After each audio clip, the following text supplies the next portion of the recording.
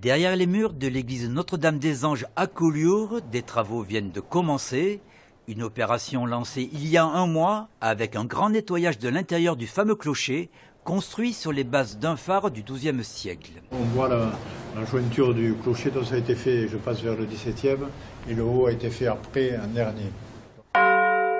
On a enlevé 25 tonnes de gravats et de fientes de pigeons, et des bouts de bois et de fer qui arrivent au clocher depuis des années, des bois du feu d'artifice. Voilà, donc ça c'était la première phase, et c'est l'Association internationale du clocher de Collioure qui s'est chargée de nous aider pour faire ce travail-là. Depuis les travaux de dallage de la nef dans les années 90, rien n'avait été fait. Aujourd'hui, l'intérieur de l'église mérite un véritable lifting. Les chapelles latérales ont souffert, des boiseries sont rongées par termites et autres insectes, et certains plafonds s'effondrent. On a de fortes infiltrations d'humidité, on a la mer à côté, de fortes chutes d'enduit. Vous voyez que derrière, on n'a plus d'enduit sur le mur.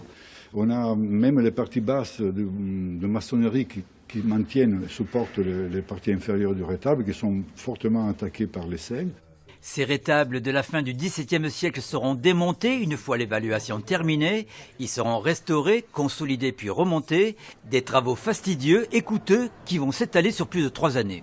C'est un montant de travaux, il ne faut pas l'oublier, de 3 500 000 €, sans compter la restauration des rétables, qui sont estimés à 1 200 000 €. Donc vous voyez, c'est vraiment un gros chantier, mais un gros chantier sur une église et un clocher comme Collioure, qui est la symbolique du département, la symbolique régionale et nationale. Je pense qu'on ne peut pas y couper. Des échafaudages, le clocher ne pourra pas y échapper non plus. Dès le mois d'octobre débutera la réfection des murs extérieurs.